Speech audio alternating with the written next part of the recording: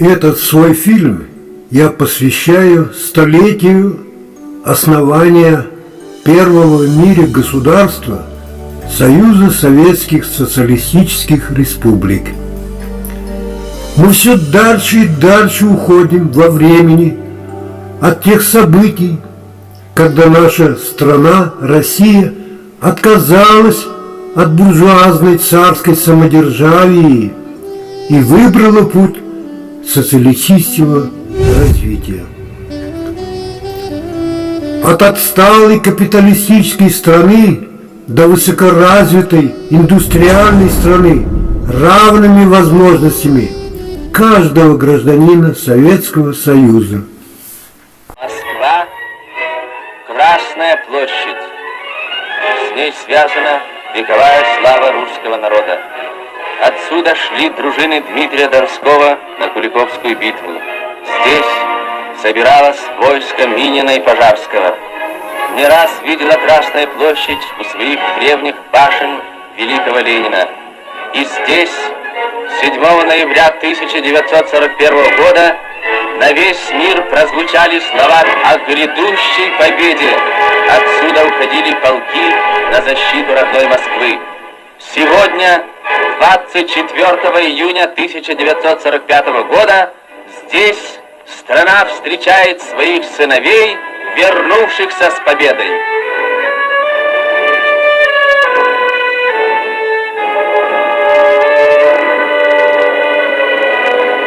В 9 часов утра на Красную площадь идут избранники народа, депутаты Верховного Совета СССР, генералы, адмиралы, герои Советского Союза, герои социалистического труда, мастера искусства и литературы, стахановцы московских фабрик и заводов, дипломатический корпус, члены военных миссий. 9 часов 55 минут. На Красную площадь направляются руководители партии и правительства, товарищи Молотов, Микоян, Ворошилов, Вознесенский, товарищ Калинин, Жданов, Андреев.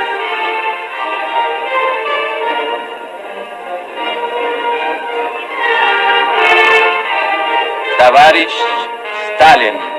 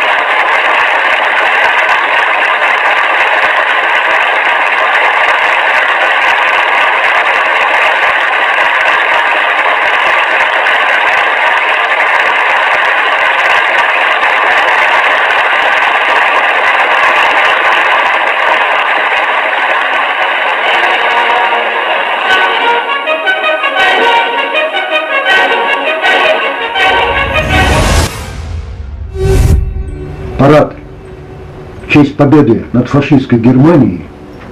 Работая над фильмом, мне вдруг подумалось, и это было как озарение. А ведь это богатыри, легендарные богатыри, своим героизмом достигшие высшей цели достижения свободы и освобождения земли советской страны от немецко-фашистского ига. И не было на земле равных им в героизме этих людей. Тысячами гибли солдаты, воины этой страны ради избавления земли русской, советской от порабощения фашистами. Вы все помните библейское. Вначале было слово. Конечно, прежде чем сказать слово, для этого должна быть мысль.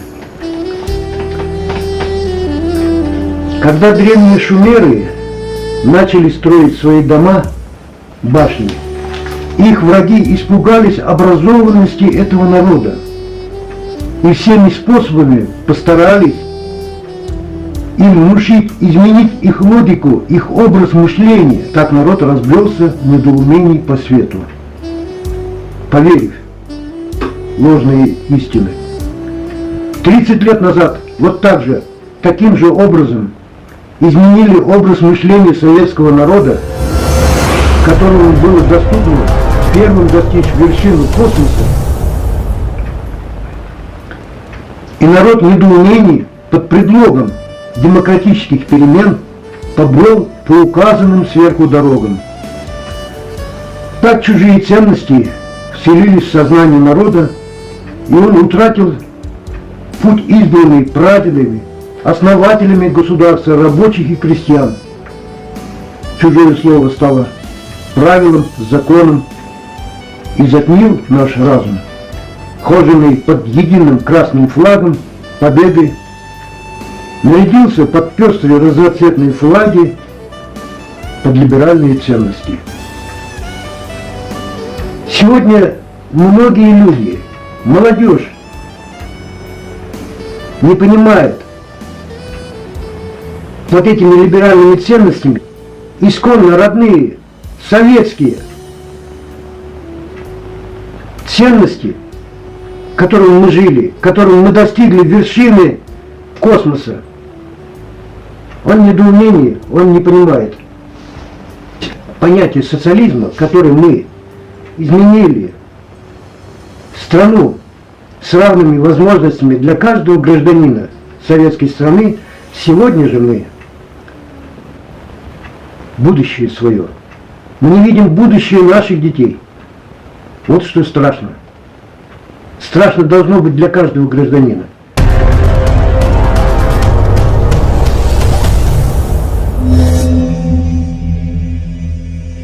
В Соединенных Штатах ленинизм стали активно изучать с конца 40-х годов. В 1947 году президент Трумэн собрал верхушку американской науки на предмет и разведсообщества на предмет противостояния Советскому Союзу.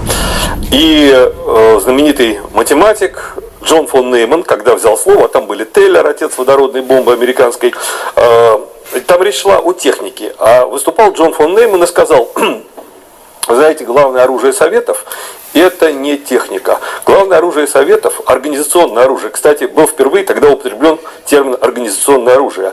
И главным организационным оружием Советского Союза является создание гениального политического конструктора, как он сказал, 20 века Владимира Ленина – это учение о партии профессиональных революционеров. Трумэну эта идея очень понравилась. Трумэн сказал, нужно создать группу, которая займется изучением ленинского наследия. Изучаем это, и это ленинское наследие обращаем против Советского Союза. Был составлен секретный доклад, он был рассекречен только в 2003 году. И вот с тех пор марксизм и до этого изучали.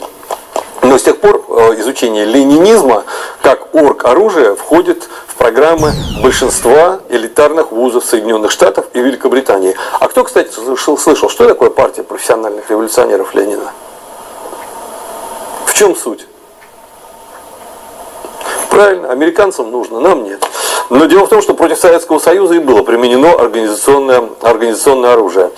Посмотрите в интернете. Второй съезд РКПБ, большевики, меньшевики, нового типа или партия профессиональных революционеров. Я думаю, что в истории России было таких два. Гиперболоид инженера Грозного и гиперболоид инженера Ленина. Гиперболоид инженера Грозного – это опричнина, а гиперболоид инженера Ленина – это партия нового типа. Это вот две вещи, два оргоружия, которые были созданы в России, мощнейших оружия, которые на основе одного возникло самодержавие, на основе другого советская система. Так вот, Почему я заговорил о политэкономии? Дело в том, что политэкономия занимается тем, что в марксизме называется производственные отношения, то есть отношения по поводу неких объектов. Ведь очень простая вещь. Для того, чтобы понять, что это за общество, вот мы сталкиваемся с неизвестной нам системой. Чтобы понять, что это система, главный вопрос, на который мы должны ответить, какой? И после этого все секреты, они оказываются по принципу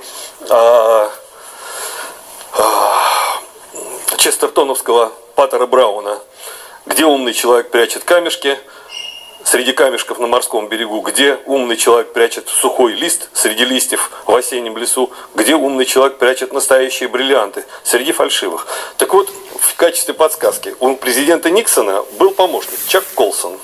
У него была любимая поговорка: "If you get someone by the balls, all other parts of the body will come by themselves". Если вы взяли кого-то за гениталии, остальные части тела придут сами. Вот что в любой системе самое важное? Вот вы ухватились за это, все, и секреты этой системы понятны.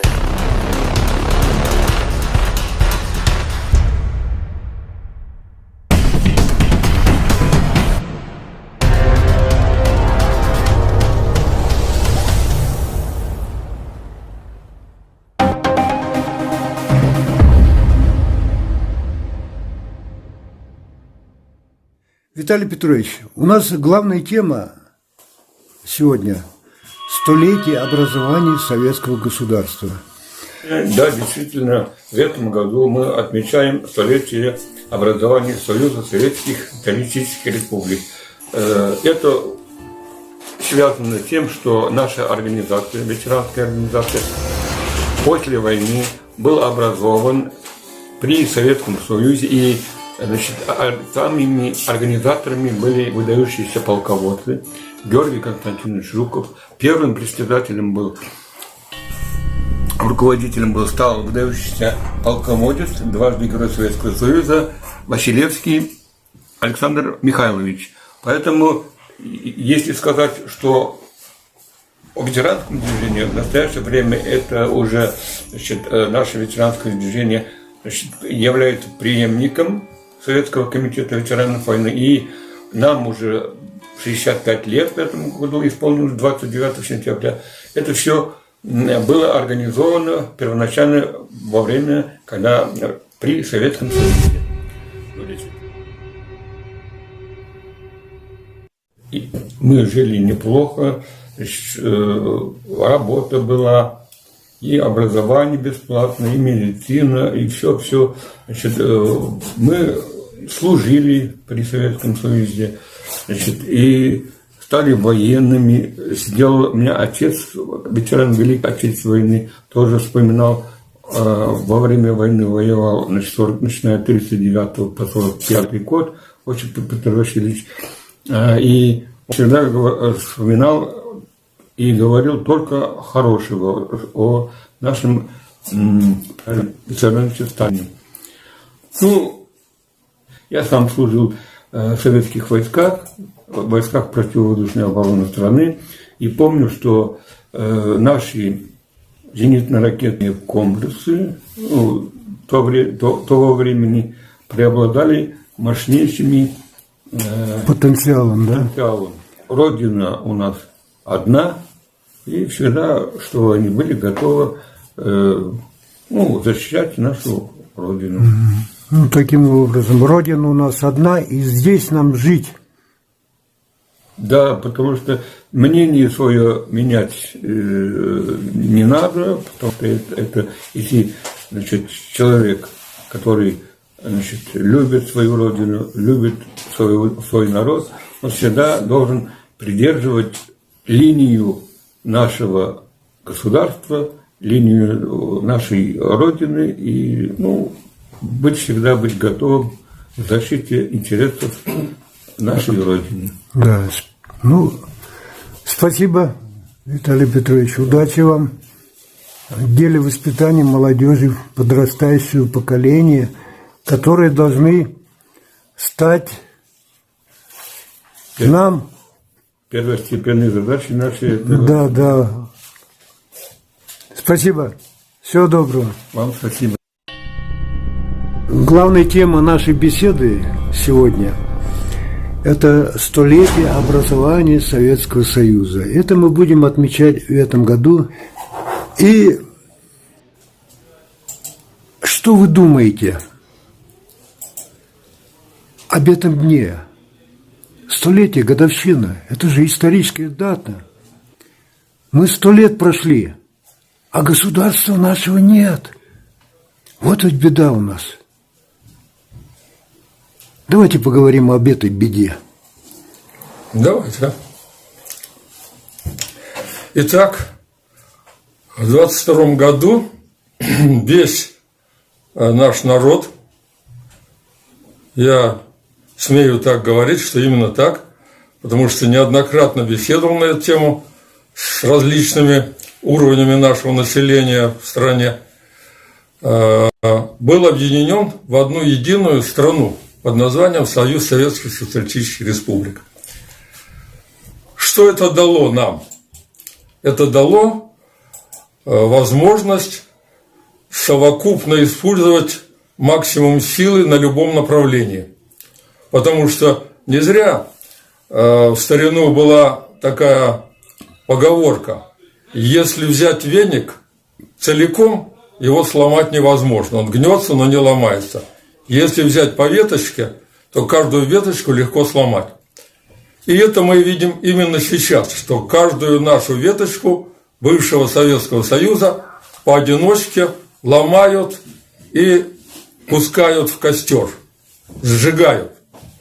Пока что еще какие-то республики держатся.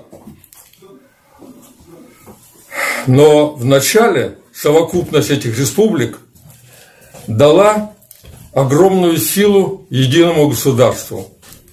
Благодаря тому, что во главе этого конгломерата стояли люди, которые, скажем так, достаточно далеко видели вперед, и эти люди во главе с Иосифом Виссарионовичем Сталиным вывели нашу страну, которую он принял в 1924 году, лапотной, непаханной, нищей, голой, Сахой. полностью голодной. Он вывел эту страну, в которой не было ни самолетостроения, ни тракторостроения, ни автомобилестроения, ни судостроения. Специально это обращаю внимание, что даже Петром завещанное судостроение было практически царским правительством разрушено. Корабли, которые Петр I завещал, покупали в Англии, в Германии, во Франции, и где только они покупали. Представляете? Даже это. Я уж не говорю о том, что у нас не было танкостроения и не было военного авиастроения. То есть наша страна была полностью сельскохозяйственной, не индустриальной. И в прямом смысле слова за неполные 15 лет эти люди вывели нашу страну из полного упадка в страну, которая смогла преодолеть огромнейшее нашествие Европы. Именно Европа, а не немцев, как часто говорят. Ну да. Политкорректные люди, скажем так. Потому что на самом деле в составе германских войск, напавших на Советский Союз в 1941 году, не было только Швейцарии и Швеции на официальном уровне. А на уровне подразделений СС, добровольцев, попросту говоря, потому что все эсэсовые части – это добровольцы. А на уровне подразделений СС и Швеция, и Швейцария представили по Швеции 2 дивизии, Швейцария 1 дивизию СС. То есть добровольцы из этих стран тоже были. Вот. И один Советский Союз выстоял против всего этого огромнейшего нашествия. Выстоял против всей промышленности всей Европы. Понимаете? Против всей промышленности всей Европы. Вся промышленность Европы работала на Гитлера. Вся.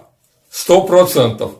без сопротивления, без забастовок, без каких-либо не то что значительных, маломальских выступлений.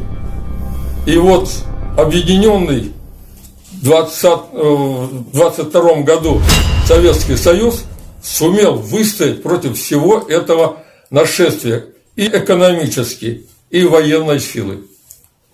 Это трудно себе сразу представить, какое огромное количество со всех этих стран танков, самолетов, боеприпасов, артиллерии. Это все было направлено против нас.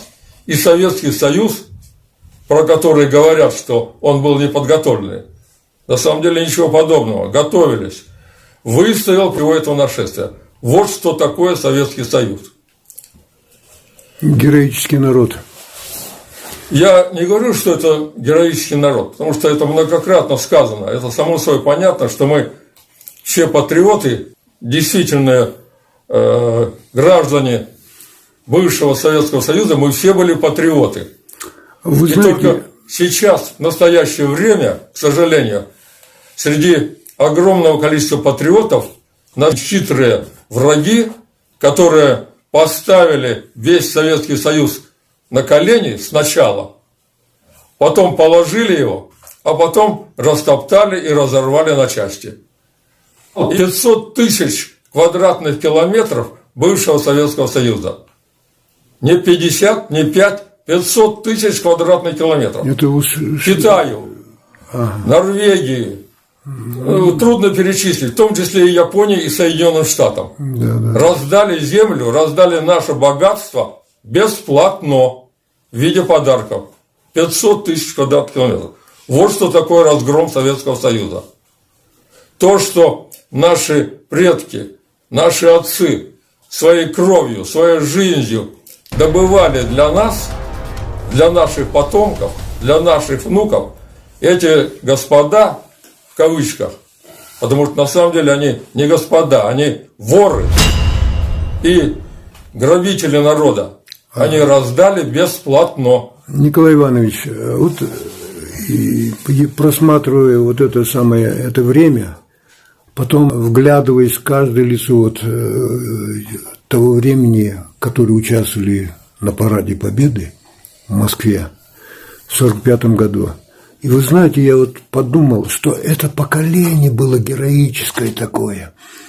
Осмысленное действие каждого из них было связано с Родиной,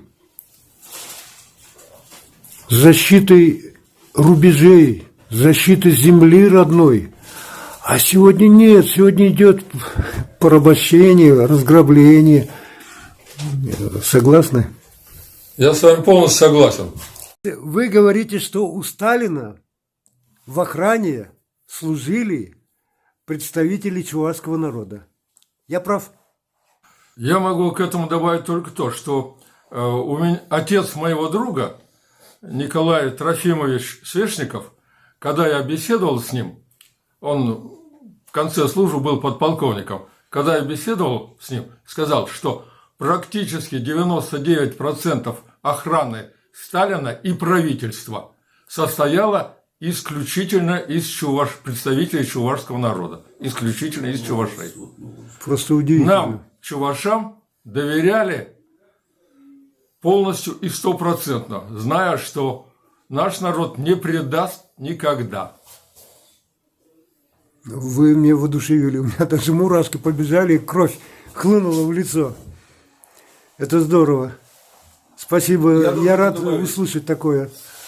Я всегда думал, что у нас особый склад ума у чувашского народа.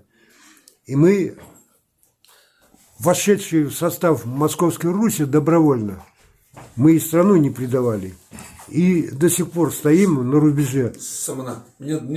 К этому, опять-таки, я могу добавить вот что я бы не ставил тут границы вхождения в состав России, а сказал бы больше, что весь нюанс в том, что наш чувашский народ – это практически почти 100% остаток от древних шумер. И те морально-этические нормы, которые были у древних шумер, плавно перешли к нам в состав нашего морального кодекса, в состав нашего морального менталитета Чувашской республики теперешней.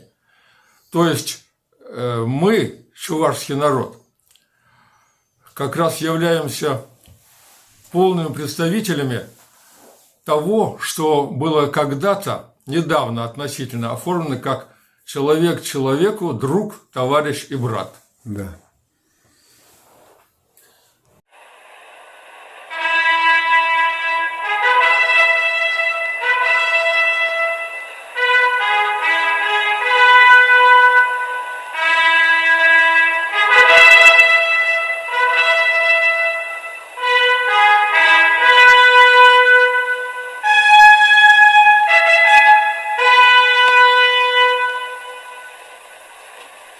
Товарищи красноармейцы и краснофлотцы, сержанты и старшины, офицеры армии и флота, генералы и адмиралы, товарищи рабочие и работницы, колхозники и колхозницы, работники науки, техники и искусства, служащие советских учреждений и предприятий, боевые друзья, от имени и по поручению советского правительства и Всесоюзной коммунистической партии большевиков приветствую и поздравляю вас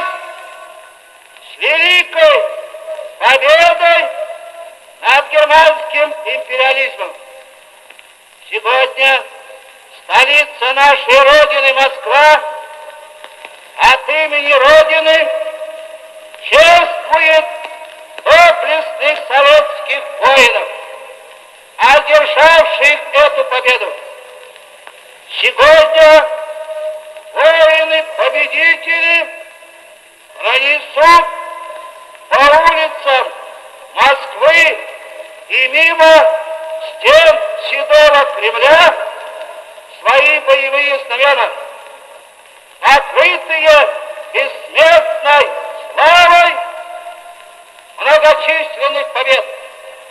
4 года назад немецко-фашистские полчища по-разбойничьи напали на нашу страну. Советский народ вынужден был оставить мирный труд и взяться за оружие, чтобы отстоять честь, свободу и независимость своего Отечества. Война с фашистской Германией этим коварным и сильным врагом явилась для нас тяжелым и грозным испытанием. Дело шло о жизни и смерти советского государства, о жизни и смерти народов Советского Союза, о том, быть нашим народом свободными или впасть в порабощение. Вначале ход войны был неблагоприятным для нас. Мы терпели военные неудачи. Враг подбирался к сердцу нашей Родины, Москве, и готовился торжествовать победу. В то время не только враги, но и многие наши друзья за границей считали, что Красная Армия не выдержит мощного натиска. Однако наш советский народ, наша Красная Армия не падали духом. Вдохновляемые партией мы были твердо уверены в победе своего правого дела, отстаивая каждую пять родной земли, проявляя в боях чудеса героизма советские войска настойчиво учились бить врага наверняка. Бить по всем правилам военной науки. И они этому научились. Отразив натиск немецких войск, Красная Армия перешла в решительное наступление, очистила от врага советскую землю, перенесла войну на территорию Германии, наголову разгромила гитлеровскую армию и водрузила знамя победы над Берлином. Так подлые немецкие захватчики разделили участь всех прочих захватчиков, посягавших на нашу священную землю. Подняв меч против нас, немцы нашли гибель от нашего меча. Соединенными усилиями великих держав Советского Союза, Соединенных Штатов Америки и Великобритании фашистская Германия повержена в прах. Ее чудовищная военная машина разрушена. Преступное гитлеровское правительство уничтожено. Очаг немецко-фашистской агрессии в Европе ликвидирован. Человечество избавлено от своего злейшего врага германского фашизма. Отечественная война завершена. Одержана победа, какой еще не знала история. Источниками этой великой победы являются наш социалистический строй, мудрое руководство большевистской партии, правильная политика советского правительства, морально-политическое единство народов нашей страны, исполинская сила Красной Армии и доблестный труд советского народа. Да здравствует наша победа! Слава победоносным воинам, отстоявшим честь, свободу и независимость нашей Родины! Слава великому советскому народу, народу-победителю! Слава вдохновителю и организатору нашей победы, великой партии Ленина! Ура!